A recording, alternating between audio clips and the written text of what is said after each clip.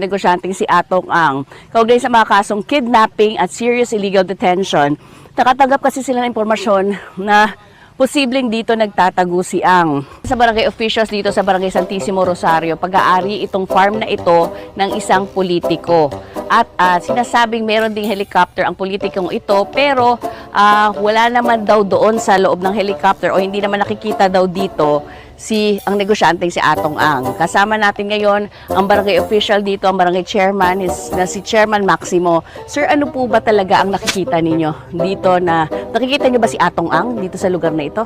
Limisan po dito po natin. Hindi niyo nakita? Oo, pero bakit kaya nagpunta dito ang NBI? Anong impormasyon ng pagkakaalam nyo? Siguro bukan nakakalap sila ng informasyon na ika nga dito na.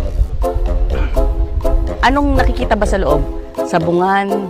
Wala po, nakita na po din yung manukan. Manukan lang. Pero dati po, yung manukan ngayon wala na po. Okay. So, ni minsan hindi ba nakita dito si Atong Ang? Hindi, minsan hindi po nakakita. Saka minsan wala po nakapagsabi na pumunta rito siya.